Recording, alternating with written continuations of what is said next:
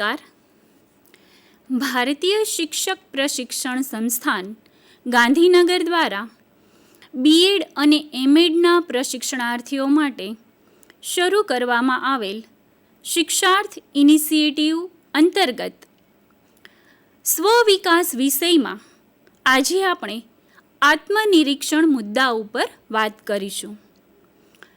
પ્રશિક્ષણાર્થી મિત્રો, આપણે આપણા દૈનિક જીવનમાં રોજબરોજ અનેક પ્રકારની વસ્તુઓ, પદાર્થો, ઘટનાઓ કે વ્યક્તિઓનું અવલોકન કરતા હોઈએ છીએ, નિરીક્ષણ કરતા હોઈએ છીએ.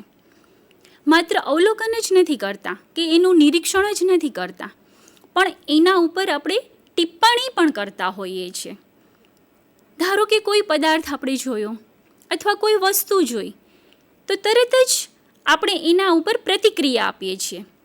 જેમ કે આહા, કોઈ સુંદર મજાની વસ્તુ હોય કે પદાર્થ હોય તો કેટલો સુંદર છે, એમનો રંગ કેટલો સરસ છે, એની ડિઝાઇન કેટલી સરસ છે, વગેરે વગેરે. કોઈ પ્રસંગ જોયો અથવા તો કોઈ ઘટના જોઈ તો એના ઉપર પણ આપણે ટિપ્પણી આપીએ છીએ. આમ આ બધાનું આપણે બાહ્ય જગતમાં જે પણ ઘટનાઓ બને છે, જે પદાર્થો છે, જે વસ્તુઓ છે, એનું આપણે સતત નિરીક્ષણ અને અવલોકન કરતા હોઈએ છીએ. પરંતુ મિત્રો, ક્યારેય આપણે આપણું નિરીક્ષણ કર્યું છે? આપણે આપણી જાતને ક્યારેય જોઈએ છે? હા, આમ તો આપણે આપણી જાતને દિવસમાં અનેક વાર જોઈ છે, પણ ક્યાં? અરીસામાં. ખરું ને? આપણે દિવસમાં કેટલી વાર આપણે આપણી જાતને જોઈએ છે, અરીસામાં જોઈએ છીએ. અને એમાં આપણે શું જોઈએ છે? કે મારું ડ્રેસિંગ કેવું છે, મારી હેરસ્ટાઈલ કેવી છે, આજે હું કેવી લાગુ છું અથવા કેવો લાગુ છું. આવું આપણે આપણી જાતને જોઈએ છીએ અરીસામાં. પણ મિત્રો, આ તો આપણી જાતનું બાહ્ય દર્શન છે. પણ ક્યારેય આપણે આપણી જાતને અંદરથી જોઈ છે? મિત્રો, આજે આપણે આપણી જાતને અંદરથી જોવાની છે. એટલે કે આપણે અંદરથી નિરીક્ષણ કરતાં શીખવાનું છે. તો આ આત્મનિરીક્ષણ, અંદરથી આપણી જાતને જોવી એટલે કે આત્મનિરીક્ષણ કરવું. તો આ આત્મનિરીક્ષણ કેવી રીતે કરી શકાય? આત્મનિરીક્ષણ એટલે શું? આ બધી વાતને આજે આપણે સમજવાનો પ્રયાસ કરીએ. તો સૌથી પહેલાં આપણે આત્મનિરીક્ષણની વ્યાખ્યા જોઈએ કે આત્મનિરીક્ષણ એટલે શું. મિત્રો, ભાણદેવજી આપણા ભારતીય મનોવૈજ્ઞાનિક છે અને તેમણે આત્મનિરીક્ષણની એક સુંદર વ્યાખ્યા આપી છે. આપણે જોઈએ. એમણે એવું કહ્યું છે કે વ્યક્તિ પોતે પોતાની જાતનું, પોતાના મનોવ્યાપારોનું નિરીક્ષણ કરે અને તે રીતે મનોવૈજ્ઞાનિક તથ્યો તારવે, તે આત્મનિરીક્ષણ. જુઓ, આ વ્યાખ્યામાં ભાણદેવજી એમ કહે છે કે વ્યક્તિએ પોતાના મનોવ્યાપારોનું નિરીક્ષણ કરવું જોઈએ. મનોવ્યાપારો એટલે પોતાના મનની અંદર મન જે વિચારો કરે છે, જે લાગણીઓ અનુભવે છે, જે ભાવ અનુભવે છે, એમાં કેવી કેવી પ્રતિક્રિયાઓ ચાલે છે, કેવા સંકલ્પો, વિકલ્પો, આ બધું ચાલ્યા કરે છે અંદર. ચિત્તની ગતિવિધિઓમાં કેવી પ્રક્રિયા ચાલી રહી છે, આ બધાનું નિરીક્ષણ કરવું અને પોતાની જાત માટેના મનોવૈજ્ઞાનિક તથ્યોને તારવવા. કે મારું મન છે એ કઈ દિશામાં વિચારે છે, કેવું વિચારે છે, મારું ચિત્ત શાંત છે કે ડહોળાયેલું છે, આ બધી જ વાતોનું નિરીક્ષણ કરવું એટલે આંતરનિરીક્ષણ, અને એને જ કહીશું આંતરદર્શન. મિત્રો, હવે આપણે જોઈએ કે આ આંતરનિરીક્ષણની જરૂરિયાત શી છે. આત્મનિરીક્ષણ કૌશલ જે છે એમની શી જરૂરિયાત છે? એ જો વ્યક્તિમાં બરાબર વિકસિત હોય તો વ્યક્તિ કેવી રીતે પોતાનું જીવનયાપન કરતો હોય, તો આપણે એમની જરૂરિયાત પણ જોઈએ.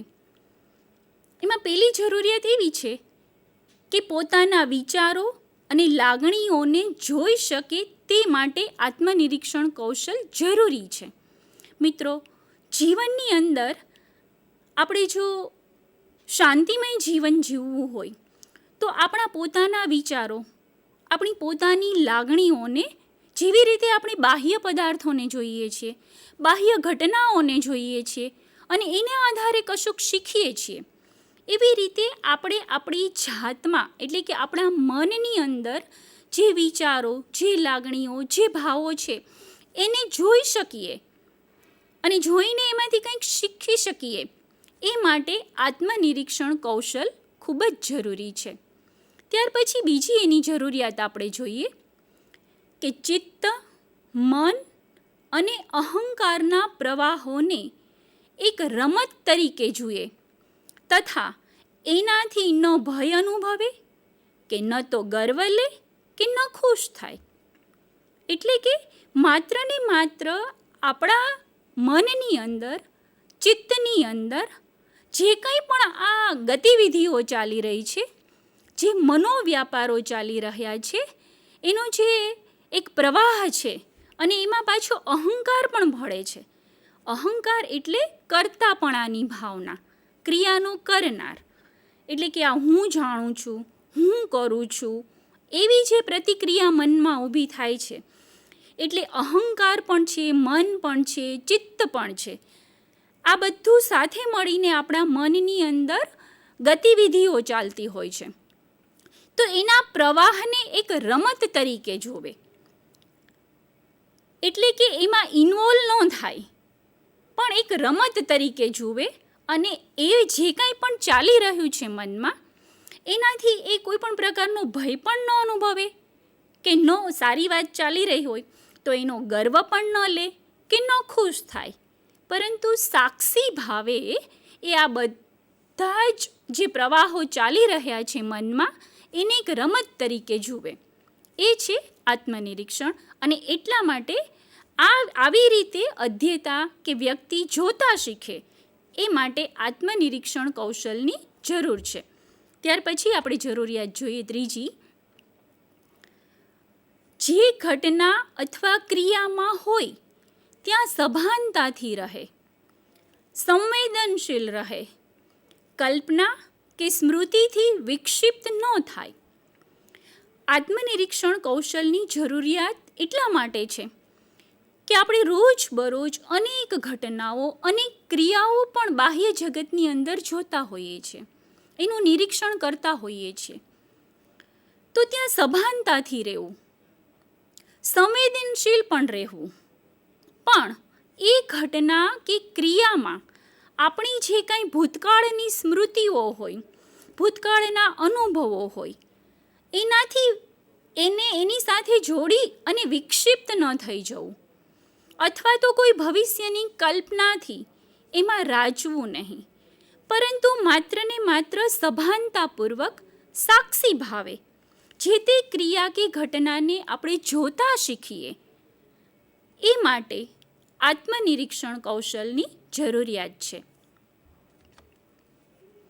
ત્યાર પછીની જરૂરિયાત, વ્યક્તિ પોતાની ચિંતાઓ, અપેક્ષાઓથી સભાન બને. જો એમાં વહી જાય તો સ્વજાગૃતિથી તરત જ તટસ્થ બની જાય.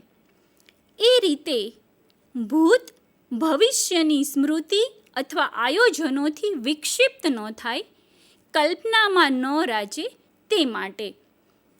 એટલે કે હમણાં જે આપણે વાત કરી કે મનમાં અનેક પ્રકારની ચિંતાઓ હોય છે, અનેક પ્રકારની અપેક્ષાઓ પણ મનમાં ઉઠતી હોય છે. એનાથી સભાન બને વ્યક્તિ, એને માત્ર જોવે, એને ઓળખે અને એનાથી સભાન બને, પણ એમાં વહી ન જાય.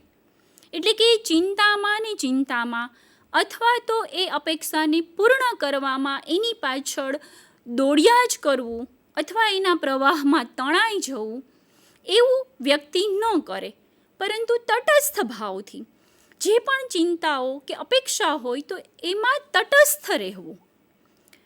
સાથે સાથે હમણાં જ વાત કરી કે ભૂતકાળની સ્મૃતિઓથી વિક્ષિપ્ત ન થઈ જવું, કે ભવિષ્યના આયોજનથી પણ વિક્ષિપ્ત ન થવું અને કોઈ પણ પ્રકારની કલ્પનામાં પણ ન રાજે, પરંતુ વર્તમાનમાં જે પણ ઘટના છે, જે ક્રિયા છે, અથવા પોતાની જે ચિંતાઓ છે અથવા પોતાની અપેક્ષાઓ છે, તો એને તટસ્થતાપૂર્વક એના પ્રવાહમાં તણાઈ ગયા વગર માત્ર ને માત્ર એક થર્ડ પાર્ટી તરીકે, એટલે કે એક ત્રીજી વ્યક્તિ તરીકે આપણે આ ચિંતાઓ અને અપેક્ષાઓને જોતા શીખવાની છે. અને કેવી રીતે જોવી એ માટે આત્મનિરીક્ષણ કૌશલની જરૂર છે.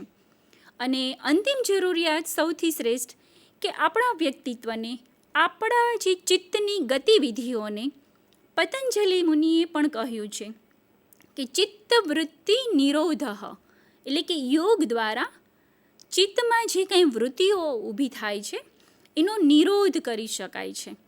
એટલે મન શાંત બને, સ્વસ્થ રહીએ. સ્વ એટલે પોતાની અને સ્થ એટલે રહેવું, એટલે કે પોતાની જાતમાં રહેવું. આવું અધ્યયતા શીખી શકે એ માટે પણ આત્મનિરીક્ષણ કૌશલની જરૂરિયાત છે. તો આ બધી જ એટલે કે જીવનને એક શ્રેષ્ઠ, ઉન્નત, ગુણવત્તાયુક્ત અને સાક્ષી ભાવે અથવા તો સભાનતાપૂર્ણ એક વ્યક્તિત્વ નિર્માણ કરવા માટે આત્મનિરીક્ષણ કૌશલની જરૂરિયાત છે. હવે આપણે તેમના ઘટકો જોઈએ. આત્મનિરીક્ષણ કૌશલના વિકાસ માટે સૌથી પહેલાં એના ઘટકો છે એ સમજી લેવા જોઈએ. એના ઘટકો જો સમજાઈ જાય તો પછી આપણને એની પ્રોસેસ ધ્યાનમાં આવે. તો આત્મનિરીક્ષણ કૌશલનું પ્રથમ ઘટક છે અનાત્મલક્ષી અવલોકન. એને આપણે વિસ્તારથી જોઈએ, પરંતુ અત્યારે આપણે ઘટક કે પ્રથમ ઘટક છે અનાત્મલક્ષી અવલોકન. બીજું ઘટક છે સાક્ષી ભાવ, જેમ હમણાં આપણે વાત કરી તેમ. એમનું ત્રીજું ઘટક છે સ્વજાગૃતિ. ત્યાર પછીનું એનું ચોથું ઘટક છે અંતઃકરણના વ્યાપારોને ઓળખવા. પાંચમું ઘટક છે શાંત અંતઃકરણ. અને એનું છઠ્ઠું ઘટક છે વર્તમાન ક્ષણની અનુભૂતિ. એટલે કે જો આત્મનિરીક્ષણ કૌશલ આપણામાં વિકસાવવું હોય અથવા વ્યક્તિમાં વિકસાવવું હોય તો આ 6 ઘટકો એટલે કે અનાત્મલક્ષી અવલોકન, સાક્ષી ભાવ, સ્વજાગૃતિ, અંતઃકરણના વ્યાપારોને ઓળખવા, શાંત અંતઃકરણ અને વર્તમાન ક્ષણની અનુભૂતિ, આ 6 ઘટકોને ધ્યાનમાં રાખીને આપણે આત્મનિરીક્ષણ કૌશલનો વિકાસ કરી શકીએ. હવે આપણે પ્રત્યેક ઘટકનો અર્થ સમજીશું, એની સમજ શું છે અને એને કેવી રીતે આપણા વ્યવહારમાં લાવી શકાય, એટલે કે એ આપણામાં કૌશલ કેવી રીતે બને એના ઉપર પણ આપણે વાત કરીએ. તો પહેલું ઘટક છે અનાત્મલક્ષી અવલોકન. આમનો અર્થ શું થાય અનાત્મલક્ષી અવલોકનનો? તો આપણે જોઈએ કે અનાત્મલક્ષી અવલોકન એટલે પોતાના મનોવ્યાપારોને તટસ્થતાથી જોવા. અનાત્મલક્ષી એટલે કે એમાં આપણે ઇન્વોલ્વ નથી થવાનું. જે પણ મનમાં ગતિવિધિઓ ચાલે છે એને રોકવાની પણ નથી, પરંતુ એનું નિરીક્ષણ કરવાનું છે. અને એ નિરીક્ષણ પણ તટસ્થતાથી કરવાનું છે, એમાં તણાયા વગર. એટલે અનાત્મલક્ષી અવલોકન કરવાનું છે, નિરીક્ષણ કરવાનું છે, એ જોવાનું છે. જે પણ મનમાં ગતિવિધિઓ છે એને જોવાની, પરંતુ તટસ્થતાપૂર્વક જોવાની. હવે આની સમજ કે એટલે શું? તો કે પરિસ્થિતિની પ્રતિક્રિયાઓ રૂપે મન સક્રિય બનીને કોઈને કોઈ વિચારો તથા લાગણીઓ જન્માવતું રહે છે. તે બધાનું અનાત્મલક્ષી રીતે અવલોકન કરવું. આપણે સંસારમાં છીએ, આપણે સમાજ સાથે, પરિવાર સાથે, આપણા વ્યવસાયિક ક્ષેત્ર સાથે અનેક પ્રકારના કાર્યોમાં આપણે સંકળાયેલા છીએ. પ્રત્યેક વ્યક્તિ સંકળાયેલો છે પોતપોતાના કાર્યક્ષેત્રની અંદર, પોતપોતાના કૌટુંબિક અને સામાજિક જીવનમાં. આ દરમિયાન એમને અનેક પરિસ્થિતિઓનો સામનો કરવો પડતો હોય છે અને આ પરિસ્થિતિઓના સંદર્ભમાં એના મનમાં અનેક પ્રતિક્રિયાઓ પણ જન્મતી હોય છે. એટલે કે મન એમાં સક્રિય બનીને જે પણ કંઈ ઘટનાઓ પરિસ્થિતિઓ આપણી સામે આવે છે એમાં મન છે એ એકદમ સક્રિય બનીને કોઈને કોઈ એ ઘટના અથવા એ પરિસ્થિતિ ઉપર પોતાના વિચારો કે લાગણીઓ એ સતત જન્માવતું હોય છે. કેટલીક પરિસ્થિતિઓ વિશે એ સારી લાગણી જન્માવે, સારા વિચારો કરે. કેટલીક પરિસ્થિતિઓ વિશે એ નરસા વિચારો પણ કરે, નરસી લાગણીઓ પણ મનમાં ઊભી થાય. તો આ બધાનું અનાત્મલક્ષી રીતે અવલોકન કરવું એ પ્રથમ ઘટક છે. એટલે કે એને રોકવાના નથી. જે મનોવ્યાપારો ચાલે છે એને સૌથી પહેલાં તો અનાત્મલક્ષી એટલે કે આપણી જાતને એમાં પરોવ્યા વગર થર્ડ પાર્ટી તરીકે સાક્ષી ભાવે આપણે એ ગતિવિધિઓને, એ વિચારોને, એ લાગણીઓને કે જે મનમાં ઊભા થઈ રહ્યા છે પરિસ્થિતિ પ્રત્યેના, તો એને આપણે અવલોકન કરવાનું છે, અનાત્મલક્ષી અવલોકન. હવે એ કૌશલ કેવી રીતે બને? એટલે કે આપણને સમજ તો આવી ગઈ, આપણે અર્થ પણ સમજી ગયા કે અનાત્મલક્ષી અવલોકન એટલે શું. હવે એ આપણા વ્યવહારમાં કેવી રીતે આવે? કૌશલ એટલે કે આ ઘટકને આપણા વ્યવહારમાં લાવવો, એ કૌશલ્ય વિકસાવવું. તો એના માટે રોજ કે સમયાંતરે પોતાના વિચારો, લાગણીઓ જોવા માટે ધ્યાનમાં બેસે. સૌથી પહેલી જે જરૂરિયાત છે અથવા તો પહેલી વસ્તુ છે અનાત્મલક્ષી અવલોકન કરવા માટે આપણા વિચારો, આપણી લાગણીઓ, આપણી ભાવનાઓ મનમાં જે ઉભરે છે એને જોવા માટે આપણે સૌથી પહેલું જે એને જો કૌશલમાં પરિણમવું હોય તો એને જોવું પડે અને એ જોવા માટે ધ્યાન છે એ સૌથી શ્રેષ્ઠ ઉપાય છે. એટલે રોજ રોજ જો શક્ય હોય તો અથવા સમયાંતરે આપણે આપણા આ વિચારો અને લાગણીઓને જોવા માટે પણ આપણે સમય કાઢવો પડે. આપણે જેમ પિક્ચર જોવા માટે સમય કાઢીએ છીએ, નાટક જોવા માટે સમય કાઢીએ છીએ, ટીવીમાં કેટલીક સિરિયલો જોઈએ છીએ, એના માટે સમય આપીએ છીએ, પરંતુ આપણે આપણી જાતના વિચારો, જાતમાં જે કંઈ લાગણીઓ કે જે ઉભરે છે એને જોવા માટે આપણે સમય કાઢીએ છીએ ખરા? તો એના માટે સમય કાઢવો એટલે ધ્યાનમાં બેસવું, તો એ કૌશલમાં પરિણમશે. હવે આપણે બીજું ઘટક જોઈએ. બીજું ઘટક છે, જો આત્મનિરીક્ષણ કૌશલ્યનો સમગ્રતાથી વિકાસ કરવો હોય તો એનું પેટા ઘટક છે અંતઃકરણના વ્યાપારોને ઓળખવા. જો પેલું ઘટક હતું કે અનાત્મલક્ષી અવલોકન કરવું, બરાબર, જે પણ ગતિવિધિ મનમાં ચાલી રહી છે એને સાક્ષી ભાવે જોવી. હવે બીજું ઘટક છે કે અંતઃકરણના વ્યાપારોને ઓળખવા, એને ઓળખવા, આઈડેન્ટિફાઈ કરવા. એટલે શું? એટલે એનો અર્થ શું થાય? તો કે ચિત્ત અને અહંકારની પ્રયુક્તિઓને તપાસવી, એને તપાસવાનું છે, જો ઓળખવાની છે. તપાસવું એટલે અહીંયા ઓળખવું કે ચિત્તમાં કેવા પ્રકારની ગતિવિધિઓ ચાલી રહી છે, કેવા મનોવ્યાપારો ચાલી રહ્યા છે. અહંકાર એમાં શી ભૂમિકા ભજવે છે? અહંકાર એમાં કર્તાપણાની, એટલે કર્તાપણાને લીધે હું જ બધું કરું છું, હું જ જાણું છું, હું જ હોઉં તો આ બધું થાય, એવી પ્રતિક્રિયાઓ મનમાં અહંકાર પોતાની ભૂમિકાના ભાગરૂપે ભજવી રહ્યું છે કે કેમ? આ બધાને આઈડેન્ટિફાઈ કરવા એટલે કે એને ઓળખવા. એટલે મનમાં જે આ વ્યાપારો છે એને ઓળખવા કે કઈ દિશામાં આ ગતિવિધિઓ ચાલી રહી છે. સારી દિશામાં ચાલી રહી છે કે પછી અવળી દિશામાં ચાલી રહી છે, એટલે ઓળખવા પહેલાં તો એને.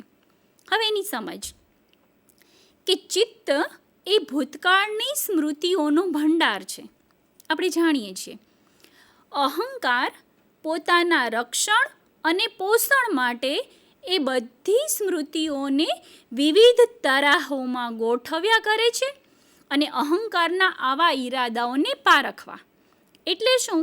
અંતઃકરણના મનોવ્યાપારોને ઓળખવા એટલે કે ચિત્ત છે એ ભૂતકાળની સ્મૃતિઓનો ભંડાર છે. એમાં માત્ર આ જન્મના જ સંસ્કાર અથવા સ્મૃતિ નહીં, અનુભવો નહીં, પરંતુ જન્મ જન્માંતરની સ્મૃતિઓ, એમના અનુભવો, એમના સંસ્કારો એ આ ચિત્તની અંદર સંગ્રહાયેલા છે. એટલે જ્યારે પણ કોઈ પરિસ્થિતિ બને છે કે જે પણ કંઈ ઘટના બને છે અને મનમાં જે ગતિવિધિઓ ચાલે છે, એ ગતિવિધિઓમાં આ ભૂતકાળની જે સ્મૃતિઓ છે એ પણ તાજી થતી હોય છે અને એ ભૂતકાળના અનુભવો પણ આમાં ભાગ ભજવતા હોય છે. એટલે એને પણ જોવા, અંતઃકરણના વ્યાપારોને ઓળખવા એટલે એ બધાને જોવા, અને અહંકાર છે એ પોતાનું અહંકારને પણ, એટલે અહંકાર એટલે કરતાપણાની ભાવના, મારી જાત, તો એને પણ પોતાનું રક્ષણ અને પોષણ કરતા હોય છે. તો એ માટે અહંકાર પણ એ બધી સ્મૃતિઓને વિવિધ તરહોમાં ગોઠવ્યા કરે છે કે આમાં મારો ક્યાં રોલ હતો, હવે પછી મારી ભૂમિકા શું હશે. આ બધું જ જે કરતાપણાનો ભાવ છે એ અહંકાર ભજવે છે. એટલે અહંકાર છે એ ભૂતકાળની સ્મૃતિઓ, એમના અનુભવોને આધારે આ બધા જ મનોવ્યાપારોને કે જે સ્મૃતિ છે એને એક તરહમાં ગોઠવતો હોય છે. તો એ કેવી રીતે તરહમાં ગોઠવે છે, કઈ દિશામાં ગોઠવે છે, અથવા અહંકારના આવા ઈરાદાઓને ઓળખવા, એટલે છે કે અંતઃકરણના વ્યાપારોને ઓળખવા, સૌથી પહેલાં ઓળખવા. આ ઘટકનો આપણે સમજીએ છીએ. હવે આ ઘટકને કૌશલના રૂપમાં આપણે કેવી રીતે પરિણમીએ? તો કૌશલ એટલે કે આપણા વ્યવહારમાં લાવવા માટે આત્મનિરીક્ષણ દરમિયાન ચિત્ત, મન અને અહંકારના પ્રવાહોને એક રમત તરીકે જુએ. એનાથી ભય ન અનુભવે કે ન તો ગર્વ લે, ન ખુશ થાય. એટલે કે અંતઃકરણમાં જે વ્યાપારો ચાલે છે એને આઈડેન્ટિફાઈ કરી લીધા આપણે કે આ દિશામાં ચાલી રહ્યા છે, અહંકાર આવી તરહોમાં ગોઠવાઈ રહ્યું છે. પણ હવે એને જો કૌશલ તરીકે આપણા વ્યવહારમાં પરિણમવું હોય તો આ જે ઘટનાઓ કે જે ગતિવિધિઓ મનમાં ચાલી રહી છે એને માત્ર ને માત્ર એક રમત તરીકે જોવી, એમાં ક્યાંય ઇન્વોલ્વમેન્ટ થવું નહીં. એ જે કંઈ કદાચ મન અથવા ચિત્તમાં જે ગતિવિધિઓ ચાલી રહી છે એ ક્યારેક ડરામણી પણ હોય, એટલે કે મન અવળી દિશામાં પણ વિચારતું હોય, તો પણ એનાથી ભય ન અનુભવવો. અથવા તો સારી દિશામાં મન વિચારતું હોય તો એનાથી ખુશ ન થવું કે એનો ગર્વ ન કરવો, પણ સાક્ષી ભાવે, તટસ્થતાથી માત્ર એક મનોવ્યાપારને એક રમત તરીકે જોવાનું કૌશલ્ય છે એ કેળવવાનું, સાક્ષી ભાવે. આ છે અંતઃકરણના વ્યાપારોને ઓળખવા. ત્યાર પછીનું આપણે ત્રીજું ઘટક જોઈએ, સ્વજાગૃતિ. સ્વજાગૃતિ આત્મનિરીક્ષણ માટે ખૂબ જ જરૂરી છે.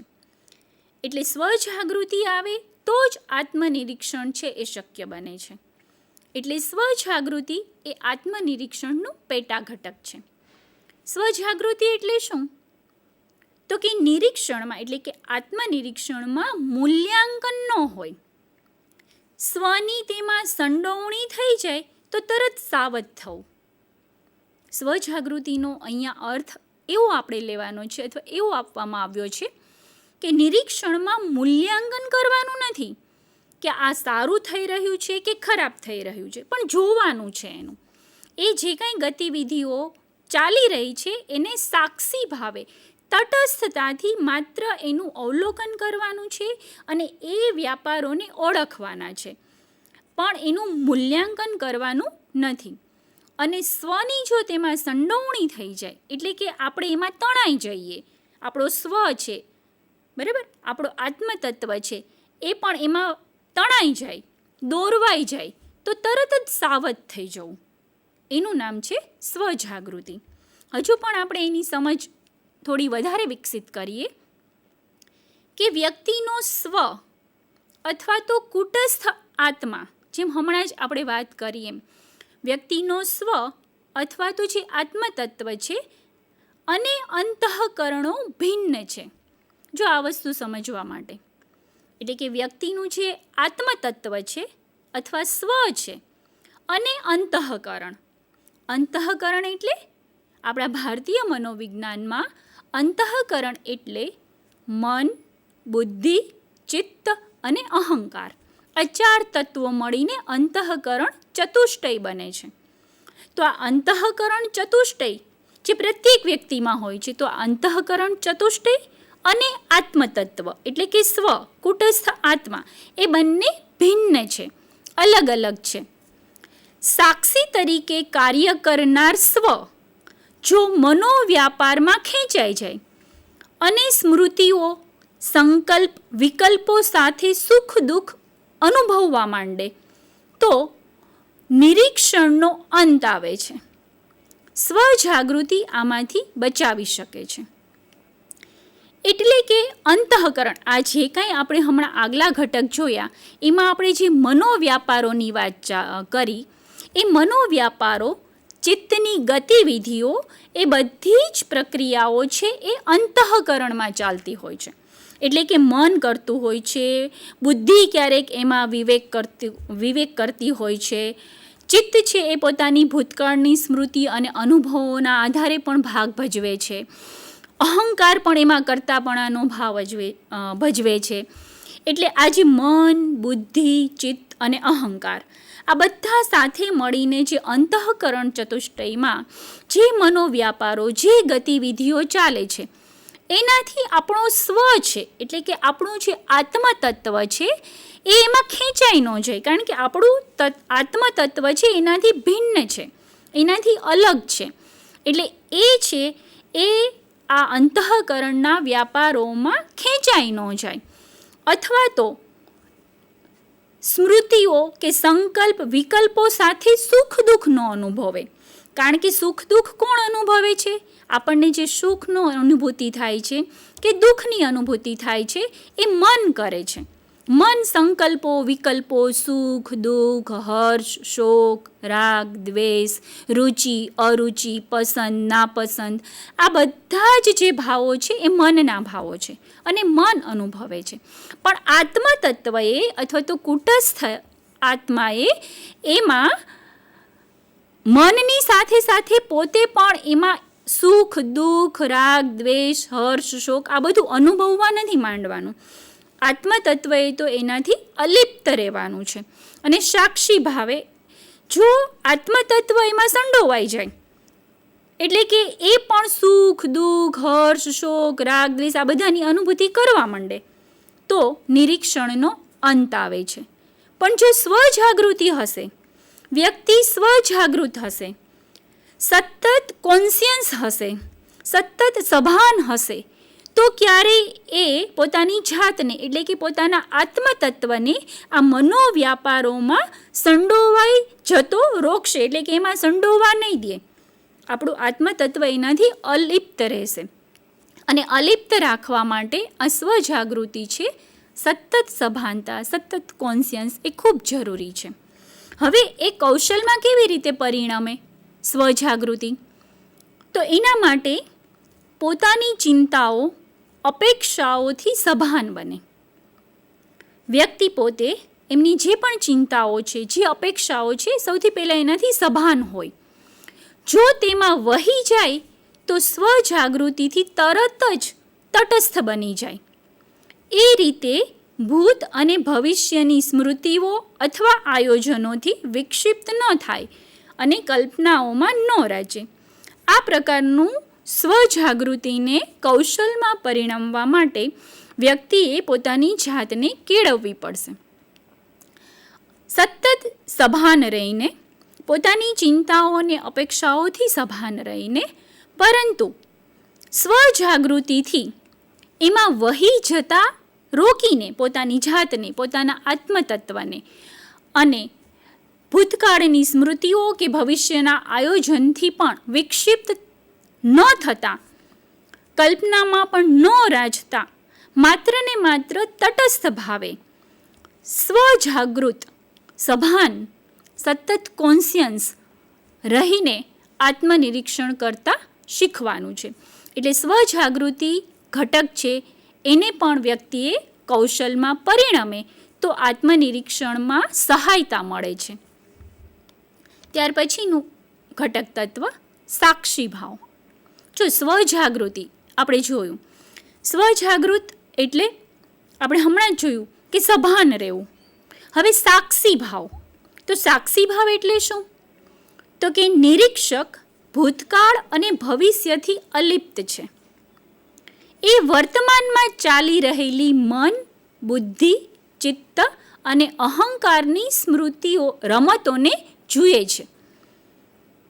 એટલે કે આપણે વર્તમાનમાં જીવવાનું છે. એટલે કે જે આત્મા તત્વ છે એ માત્ર ને માત્ર વર્તમાનને જુએ છે. એટલે કે નિરીક્ષક એટલે જોનાર એટલે કોણ જોવે છે? સ્વ જોવે છે, આપણો આત્મતત્વ જોવે છે. એ નિરીક્ષક ભૂતકાળ અને ભવિષ્યથી અલિપ્ત છે. એમાં ખેંચાઈ નથી જતો. ભૂતકાળની સ્મૃતિઓને કે અનુભવોને કારણે દુઃખી નથી થતો કે ભવિષ્યના આયોજનોથી ચિંતિત નથી થતો. પણ માત્ર ને માત્ર વર્તમાનમાં સાક્ષી ભાવે એ મન, બુદ્ધિ કે ચિત્તમાં કે આ જે કંઈ રમત ચાલી રહી છે એને જુએ. સાક્ષી ભાવે થર્ડ પાર્ટી તરીકે માત્ર ને માત્ર એનું અવલોકન કરવાનું છે, એને જોવાનું છે. એ છે અહીંયા સાક્ષી ભાવનો અર્થ. હજુ પણ એને વધારે આપણે સમજવાનો પ્રયાસ કરીએ કે સાક્ષી ભાવની સમજ એટલે નિરીક્ષણ એ વર્તમાનની ઘટના છે. એટલે કે આપણે ભૂતકાળની ઘટના કે ભવિષ્યની ઘટના તરીકે નિરીક્ષણને નહીં લઈએ, પણ વર્તમાનની ઘટના છે. સ્મૃતિ છે એ ભૂતકાળ સાથે અને અપેક્ષા છે એ ભવિષ્ય સાથે સંબંધિત છે.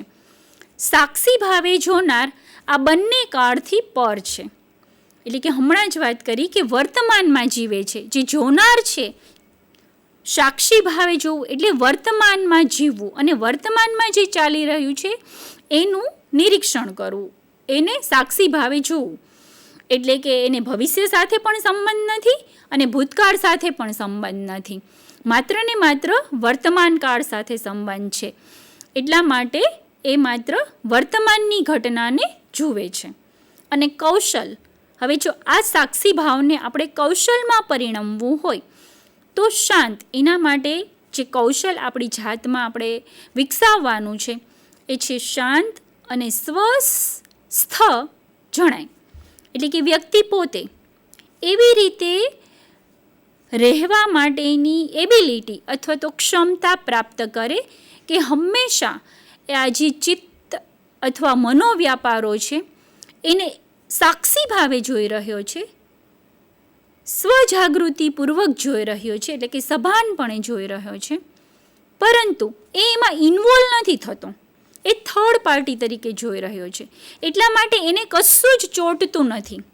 આપણને ઘણી બધી વખત બધું ચોંટી જતું હોય છે અને એને કારણે જ પછી મનુષ્ય સાથેના સંબંધો છે એ બગડતા હોય છે. આપણા જે વ્યવહારો છે, આપણા સંબંધો છે એ કલુષિત થતા હોય છે. કારણ કે આપણું મન છે ચોંટી જાય છે. ક્યાં ચોંટી જાય છે? કેવી કેવી બાબતોમાં ચોંટી જાય છે? પસંદ, નાપસંદ, હર્ષ, શોક, રાગ, દ્વેષ, આ બધી બાબતોમાં ચોંટી જાય છે. માન, અપમાન, આ બધી જ બાબતોમાં ચોંટી જાય છે. પરંતુ જો સાક્ષી ભાવ તરીકે આ બધી જ પરિસ્થિતિઓને કે ઘટનાઓને જોવાનું કૌશલ્ય આપણી જાતમાં વિકસી ગયું હોય તો આપણે હંમેશા શાંત હોઈએ. કંઈ પણ એ ઘટના અથવા એ પરિસ્થિતિ છે એ આપણને સ્પર્શી ન શકે, કારણ કે આપણે એનાથી અલિપ્ત છીએ. એને આપણે ક્યાંય ચોંટવા જ નહીં દેતા.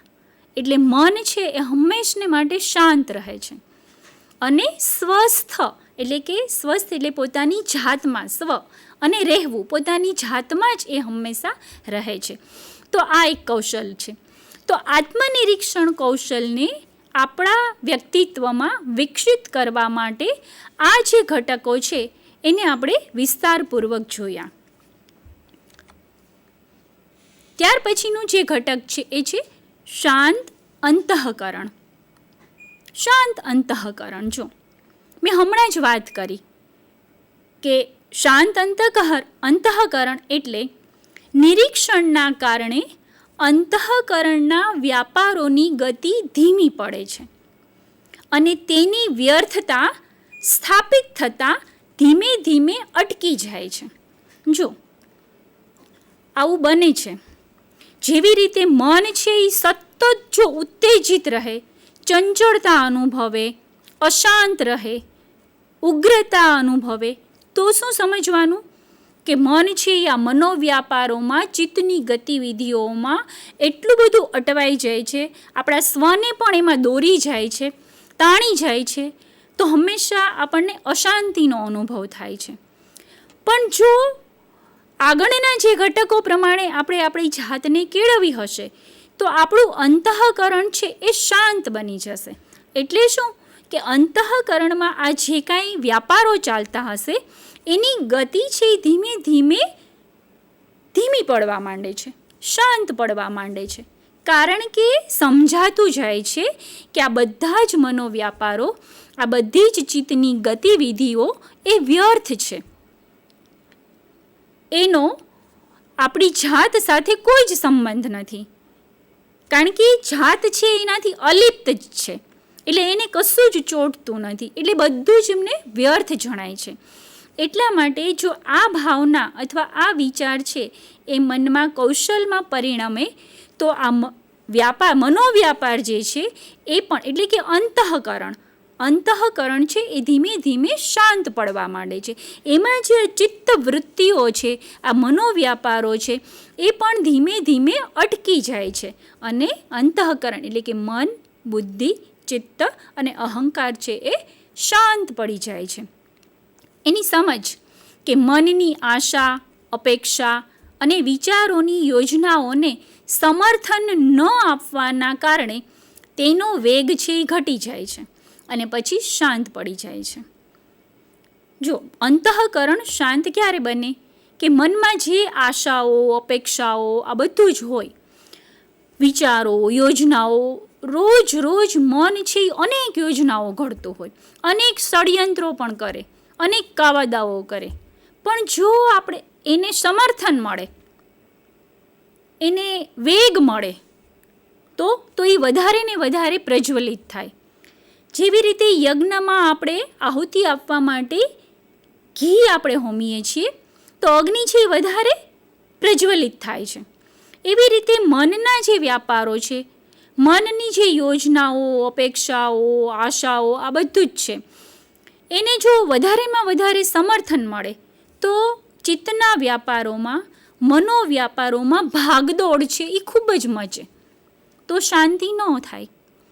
પરંતુ જો આ અંતઃકરણના વ્યાપારોને સમર્થન ન મળે તો ધીમે ધીમે પછી એ શાંત પડવા માંડે છે અને એનો વેગ છે એ ઘટી જાય છે અને અંતઃકરણ છે એ શાંત બને છે.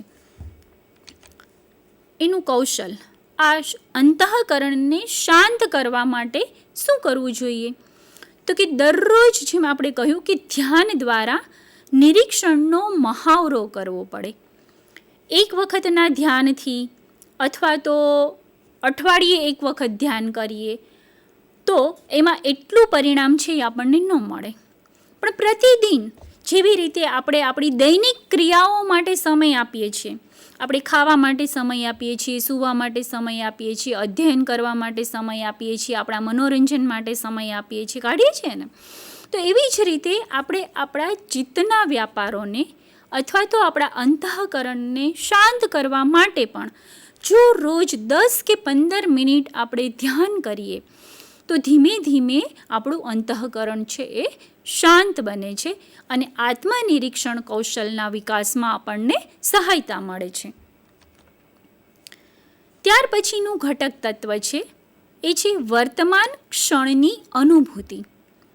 આ ઘટક તત્વોમાં આપણે આનો ઉલ્લેખ કરી ગયા કે વર્તમાન ક્ષણની અનુભૂતિ એટલે શું? એનો અર્થ શું થાય?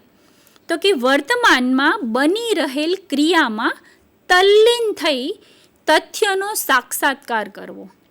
વર્તમાન ક્ષણની અનુભૂતિ એટલે કે વર્તમાનમાં જે કાંઈ બની રહેલ છે ક્રિયાઓ, એમાં તલ્લીન થઈ અને તથ્યનો સાક્ષાત્કાર કરવો.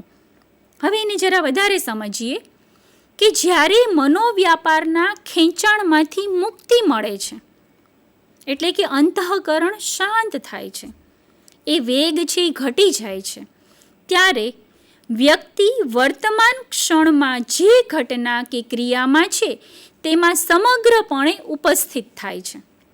એટલે કે આ બધા જ જે આગળના ઘટક તત્વોનો વિકાસ બરાબર થઈ જાય તો પછી વ્યક્તિ ભૂતકાળની કોઈ ઘટનાઓને આધારે દુઃખી નથી થતો કે ભવિષ્યની અપેક્ષાઓને કારણે ચિંતિત નથી રહેતો, પણ હંમેશા વર્તમાન ક્ષણમાં જે ઘટના કે ક્રિયાઓ બને છે એની અંદર જ એ સમગ્રપણે એનું ઇન્વોલ્વમેન્ટ હોય છે અને એ ક્રિયામાં એ સમગ્રપણે ઉપસ્થિત હોય છે, કારણ કે એને મનોવ્યાપારોના જે ખેંચાણો છે એમાંથી એણે મુક્તિ સાધી છે અને વર્તમાનમાં એ જીવે છે અને વર્તમાન ક્ષણની અનુભૂતિ કરે છે.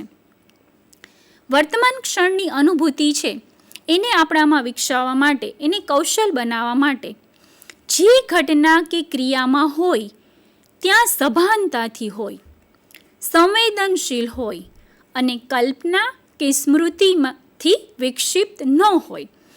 જો વર્તમાન ક્ષણની અનુભૂતિ કરવી હોય તો આપણે જે તે ઘટના કે ક્રિયામાં સભાનતાથી રહેવું અને કલ્પના કે સ્મૃતિથી કોઈ પણ જાતનું વિચલિત કે વિક્ષિપ્ત ન થવું, તો વર્તમાન ક્ષણની અનુભૂતિ આપણે સારી રીતે કરી શકીશું. તો આ છે એ ઘટક તત્વો આપણે આત્મનિરીક્ષણના વિકાસ માટેના જોયા.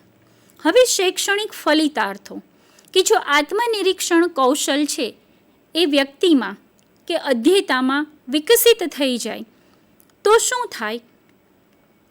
તો કે અધ્યેતા છે એ પોતાના વિચારો, લાગણીઓને જોવા માટે વિદ્યાર્થી છે એ નિયમિત રીતે ધ્યાનમાં બેસતો થશે. એટલે કે આનો શૈક્ષણિક ફલિતાર્થ એ મળશે આપણને કે નિયમિત રીતે, જેમ હમણાં જ મેં વાત કરી કે આપણે પ્રતિદિન ધ્યાનમાં બેસવા માટે પણ આપણે સમય છે એ ફાળવવો જોઈએ.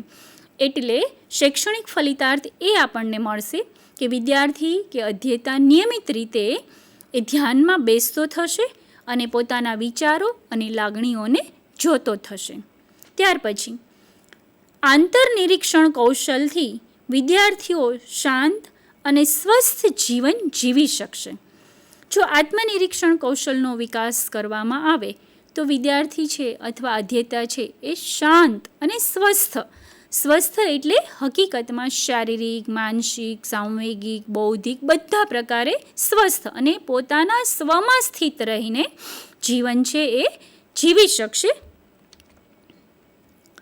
ત્યાર પછીનો શૈક્ષણિક ફલિતાર્થ, આંતરનિરીક્ષણ કૌશલના અભ્યાસથી વિદ્યાર્થીઓ ચિત્તમાં ઉઠતી વિવિધ વૃત્તિઓને તટસ્થતાથી જોતો થશે.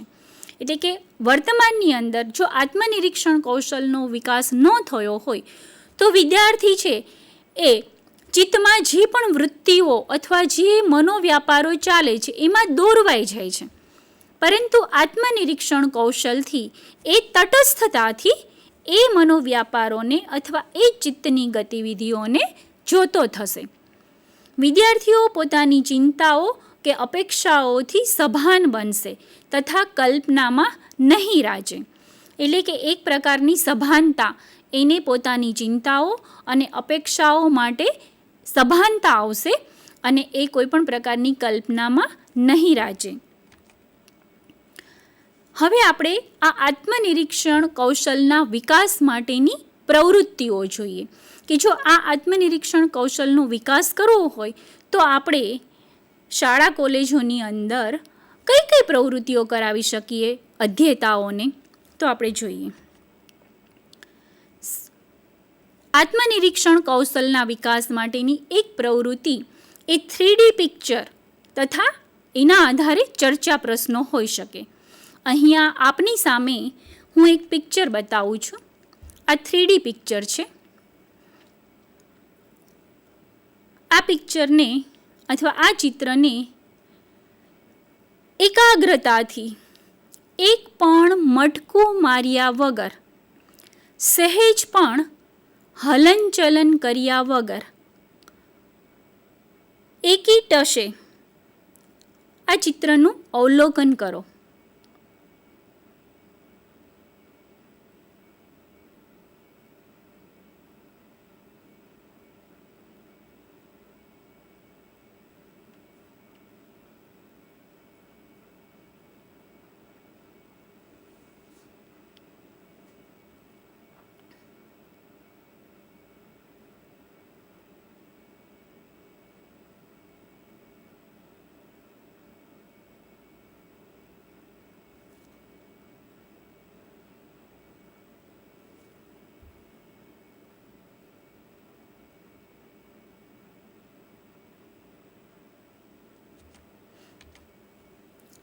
મિત્રો, આપે અવલોકન કર્યું હશે, પણ અહીંયા માત્ર સેમ્પલ રૂપે આપને આ ચિત્ર મૂક્યું. હવે શું કરવાનું? હવે ચર્ચા પ્રશ્નો આપણે લઈએ કે ચિત્ર જોતી વખતે સૌથી પહેલાં કેવી અનુભૂતિ થઈ આપને? આ બધા જ પ્રશ્નોની ચર્ચા આપે આપના વર્ગખંડની અંદર આપના અધ્યાપક જોડે કરવાની છે કે જ્યારે આપની સામે આ ચિત્ર મૂકવામાં આવ્યું ત્યારે સૌથી પહેલાં કેવી અનુભૂતિ થઈ, મનમાં શું વિચારો આવ્યા અથવા કેવું લાગ્યું, એની ચર્ચા આપણે આપણા અધ્યાપક જોડે કરીશું. બીજો પ્રશ્નની ચર્ચા છે કે શરૂઆતમાં એકાગ્રતા સાધવામાં મુશ્કેલી જણાય, અને જો મુશ્કેલી જણાઈ હોય તો કેવા પ્રકારની મુશ્કેલી જણાઈ? એટલે કે આ જો આપે અનુભવ્યું હશે, જો કોઈને આ 1 મિનિટના સમયમાં આ ચિત્રનું અનુસંધાન થઈ ગયું હશે તો આ 3D પિક્ચર છે. એટલે કે બહારથી તમને સરસ મજાનું લીલા કલરનું ઘાસ અથવા એ ચિત્ર છે દ્રશ્ય દેખાતું હતું, પરંતુ અંદર કંઈક બીજું હતું. ઘણા બધા અધ્યતાઓ અથવા વિદ્યાર્થીઓએ આ 3D પિક્ચરની ઇમેજ જોઈ હશે કે બહારથી આપણને જુદું દેખાય છે, પણ જો એકાગ્રતાપૂર્વક એકી ટસે એક નજરે ધ્યાનસ્થ થઈને આપણે એના ઉપર આપણું મન કેન્દ્રિત કરીએ તો અંદર છે એ બીજું દ્રશ્ય હોય છે, બીજું ચિત્ર હોય છે, અને કંઈક અલગ જ ઇમેજ છે એ ઊભી થતી હોય છે. તો આમાં પણ શરૂઆતમાં તમને એકાગ્રતા સાધવામાં કોઈ મુશ્કેલી આવી? આમ બરાબર જેમ હમણાં કહેવામાં આવ્યું કે એકી ટસે જોવાનું, સેજ પણ હલનચલન કર્યા વગર જોવાનું, આંખનું મટકું પણ મારવાનું નહીં, તો એની અંદર કંઈ મુશ્કેલીઓ આવી? અને કેવા પ્રકારની, જેમ મેં કીધું તો આપને જે અનુભૂતિ થઈ હોય, આ એકાગ્રતા સાધવામાં જે અનુભૂતિ થઈ હોય એની ચર્ચા આપના અધ્યાપક જોડે કરવાની. ત્યાર પછીનો પ્રશ્ન કે પ્રથમ નજરે દેખાતું ચિત્ર અને એકાગ્રતા સાધ્યા બાદ જોયેલા ચિત્રમાં કંઈ તફાવત દેખાયો? મેં હમણાં વાત કરી કે જો આપને અનુસંધાન થયું હશે તો આપને જે બહારથી દેખાતું ચિત્ર અને એકાગ્રતા સાધ્યા બાદ અંદર જે કંઈ ઇમેજ હતી એનું જો દર્શન આપને થયું હોય તો એનો જે કંઈ તફાવત છે અથવા થયું કે કેમ, તો એની ચર્ચા પણ તમે તમારા અધ્યાપક જોડે કરી શકો છો. ત્યાર પછી એકાગ્રતા સાધ્યા બાદ ચિત્ર જોવામાં કેવી અનુભૂતિ થઈ? એટલે કે પ્રથમ આપણે મથામણ કરી, એ ચિત્રને જોવા માટે ખૂબ મથામણ કરી, અને એકાગ્રતા સધાઈ ગયા બાદ અંદર જે ઇમેજ છે એમાં જે એકરૂપતા થઈ જાય છે અને પછી જે અનુભૂતિ થાય છે એ અનુભૂતિ આપને કેવી થઈ? કારણ કે એ અનુભૂતિનો વિષય છે, અને જે અધ્યતાઓને આ ચિત્રના માધ્યમથી જો એવી અનુભૂતિ થઈ હોય, એકાગ્રતા સધાઈ હોય, તો એ અનુભૂતિ આપણે આપણા વર્ગખંડમાં બધા અધ્યતાઓની સાથે આપણા અધ્યાપક જોડે આપણે એને અનુભૂતિનું વર્ણન કરીશું. તો આ એક પ્રયુક્તિ છે કે 3D પિક્ચર, 3D ઇમેજ છે એને જોવી, કારણ કે ધીમી આપણે ધ્યાન આપણા વિચારોને, આપણા ચિત્તની ગતિવિધિઓને જોવાની છે. પણ સીધું જ કાંઈ આપણે યોગી કહેવા છીએ નહીં કે આપણને સીધું જ આપણે ધ્યાનમાં બેસી જઈએ અથવા ધ્યાન આપણને લાગી જઈએ, પણ એના માટેના આ કેટલાક ટાસ્ક છે આપણા મનને શાંત કરવા માટેના. તો એક પ્રકાર છે આ છે. ત્યાર પછી છે બીજી પ્રયુક્તિ, શાંત જળ તથા વમળયુક્ત જળનું દર્શન તથા પ્રશ્નો. મિત્રો, અહીંયા પણ આપને એક ઇમેજ આપવામાં આવી છે. આપ જોઈ શકો છો આ ઇમેજને, કે આ ઇમેજની અંદર ચક્રાકારે પાણીમાં વમળો છે, એટલે કે વમળયુક્ત પાણી છે. બહુ સ્પષ્ટ છે. હવે બીજું ચિત્ર જોઈએ. આ પણ જળનું ચિત્ર છે, પણ આ જળ છે એ એકદમ શાંત જળ છે.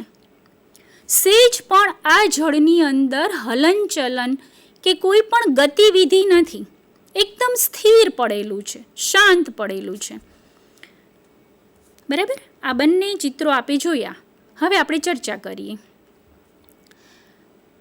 ચર્ચાનો પ્રથમ પ્રશ્ન છે કે વમળયુક્ત જળમાં પ્રતિબિંબ આપને દેખાય છે, શા માટે? જે આપણે પ્રથમ ઇમેજ જોઈ કે ચક્રાકારે એમાં વમળોમાં એ જળ હતું, તો એમાં કોઈ પણ પ્રકારની ઇમેજ છે અથવા દ્રશ્ય છે અથવા ચિત્ર છે એ આપને દેખાયું અથવા દેખાય છે.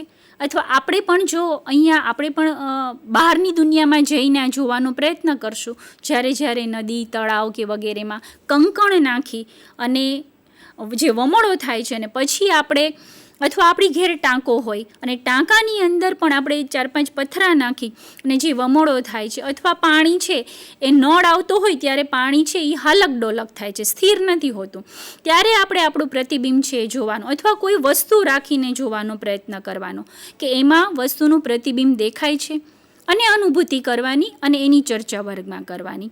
બીજો પ્રશ્ન એ કદાચ આપ ચિત્ર જોઈને પણ કહી શકશો કે શાંત જળમાં પહાડનું પ્રતિબિંબ, આસપાસ જે વૃક્ષો હતા એનું પ્રતિબિંબ આપને દેખાય છે, શા માટે? તો આપે જોયું કે હા, એની અંદર જે આપે આ ચિત્ર જોયું તો એ પાણી સ્થિર હોવાને કારણે જો પહાડનું પ્રતિબિંબ ચિત્રમાં દેખાય છે, જે આસપાસ વૃક્ષો છે એનું પ્રતિબિંબ પણ એકદમ જળની અંદર દેખાય છે. તો અહીંયા આપણે જોઈએ કે આ શાંત જળમાં પહાડનું પ્રતિબિંબ છે એ આપણે સ્પષ્ટ રીતે જોઈ શકીએ છીએ. અને શા માટે જોઈ? તો પણ એ જળ છે એ શાંત હોવાને કારણે આપણને એનું પ્રતિબિંબ દેખાય છે. અને જ્યારે પહેલું જે ચિત્ર હતું એ વમળયુક્ત હતું, ડહોળાયેલું હતું, તો એમાં કોઈ પણ પ્રકારનું પ્રતિબિંબ છે એ આપણને જોવા મળતું ન હતું. એવી જ રીતે આપણા ચિત્તની વૃત્તિઓ અને વમળયુક્ત જળમાં સમાનતા છે કે વિષમતા? આપણે જરા સરખામણી કરવાની છે. જળ સાથે આપણા ચિત્તની વૃત્તિઓની સરખામણી કરીએ કે જળ જો ડહોળાયેલું હોય, વમળયુક્ત હોય, તો એમાં કોઈ પણ વસ્તુનું કે આપણું પ્રતિબિંબ છે એ ઝીલાતું નથી. આ આપણે મોટા અધ્યેતા છીએ, એટલે આપણે આ અનુભવ કરી ચૂક્યા છીએ, એટલે આપણે આ વાતને સમજી પણ શકીશું. અને તો એની અંદર એટલે કે ચિત્તની વૃત્તિઓ છે એ પણ કંઈક આ પ્રકારની છે, વમળયુક્ત જળ જેવી, ડહોળાયેલા જળ જેવી, એટલે એમાં પણ એટલી સમાનતા છે. હવે અને જો શાંત હોય તો જેવી રીતે પ્રતિબિંબ આપણે જોઈ શકતા હતા, એવી રીતે આપણા મનના વિચારોને આપણે એકદમ નીટ એન્ડ ક્લીન જોઈ શકીએ. ત્યાર પછી ચિત્તને શાંત કેવી રીતે કરશો? તો આપણે એક ઘટક તત્વ શાંત અંતઃકરણ અને જે બધા જ પેટા ઘટકો છે એ પણ જો આપણે વ્યવસ્થિત કૌશલના રૂપમાં આપણી જાતની અંદર આપણે વિકસિત કરીએ તો આપણું ચિત્ત છે એ પણ જેવી રીતે આપણે બીજું દ્રશ્ય જોયું એવી રીતે શાંત કરી શકીએ, અને એમાં પ્રતિબિંબ આપણે આપણા સ્વનું પ્રતિબિંબ છે એ સ્પષ્ટ ઝીલી શકીએ. ત્યાર પછી પણ ચિત્ર નિરીક્ષણ છે. આ ચિત્ર આપની સામે છે.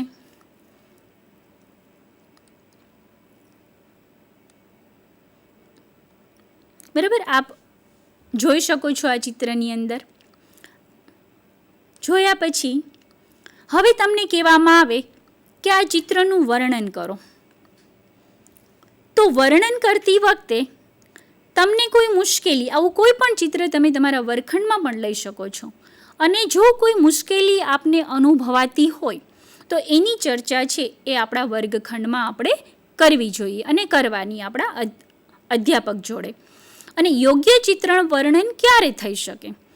જો સમગ્રતાથી આપણે આ ચિત્રનું અવલોકન કર્યું હોય, આપણું મન, આપણું ચિત્ત છે, જેવી રીતે આપણે ધ્યાનમાં બેસીએ કે ચિત્ર સામે તમે જ્યારે પ્રથમ ચિત્ર સામે જોયું અને એકાગ્રતાપૂર્વક જોયું, તો એવી રીતે ચિત્રને પણ જ્યારે તમે એકાગ્રતાપૂર્વક જુઓ તો ચિત્ર વર્ણન છે એ સારી રીતે થઈ શકે. નહીંતર ઘણી બધી બાબતો છે એ છૂટી જાય. બીજી વસ્તુ કે જેટલું સૂક્ષ્મ અવલોકન કરીશું, જેટલું સૂક્ષ્મ નિરીક્ષણ કરીશું, એટલું જ ચિત્રનું વર્ણન છે એ આપણે વધારે ઊંડાણપૂર્વક કરી શકીશું. નાની નાની ઝીણી ઝીણી બાબતો પણ ચિત્રમાં કઈ હતી એ પણ વર્ણન જો આપણે એકદમ યોગ્ય રીતે આપણે એનું નિરીક્ષણ કર્યું હશે, અવલોકન કર્યું હશે, તો એવી બાબતો પણ આપણે ચિત્ર વર્ણનમાં દર્શાવી શકીશું. એટલે ચિત્ર વર્ણન એ પણ આપણને આત્મનિરીક્ષણમાં અથવા તો ધ્યાન કરવા માટે સહાયભૂત થાય છે. અને લાસ્ટમાં આપણે આ બધી પહેલાંની ગતિવિધિઓ છે આપણા ચિત્તને, આપણા મનના વ્યાપારોને ધીમે ધીમે શાંત કરવા માટે. અને આનાપાન ધ્યાન 30 મિનિટ આંખો બંધ કરીને શાંત બેસવાનું અને આપણા મનમાં જે વિચારો અથવા લાગણીઓ છે એનું આપણે નિરીક્ષણ કરવાનું. અને એ નિરીક્ષણ કર્યા પછી આપણા અધ્યાપકની સામે આપણે વ્યક્ત કરવાનું. તો આ પણ એક પ્રયુક્તિ છે આત્મનિરીક્ષણ કરવા માટેની. આવી અનેક ગતિવિધિઓ, અનેક પ્રયુક્તિઓ આત્મનિરીક્ષણ કરવા માટે, આપણા ચિત્તને, મનના વ્યાપારોને શાંત કરવા માટે આપણે આપણા જીવનમાં અપનાવી શકીએ છીએ. તો પ્રશિક્ષણાર્થી મિત્રો, આપણે જે પણ આ અન્ય વિષયો દ્વારા આપણો વ્યક્તિત્વનો વિકાસ સાધીએ છીએ, એવી રીતે આપણે આપણા સ્વનો વિકાસ પણ સાધવાનો છે. સ્વ એટલે હવે આપણે ધ્યાનમાં આવી ગયું હશે કે સ્વ એટલે આપણી અંદરનું જે ચેતન તત્વ છે, જે આત્મતત્વ છે, એનો પણ વિકાસ સાધીને આપણા જીવનને આપણે આનંદપૂર્વક માણી શકીએ અને જીવનનો આનંદ લઈ શકીએ. એ માટે આત્મનિરીક્ષણ કૌશલ છે એ આપણા સ્વ વિકાસ અંતર્ગત ખૂબ જ જરૂરી છે. અને આ રીતે ધીમે ધીમે આપણે આત્મનિરીક્ષણ કૌશલનો વિકાસ આપણા જીવનમાં આપણે એનો સાધતા રહીશું અને એ રીતે સ્વસ્થ, શાંત અને આનંદપૂર્ણ જીવન જીવતા શીખવાનો પ્રયત્ન કરીશું. અસ્તુ. આભાર.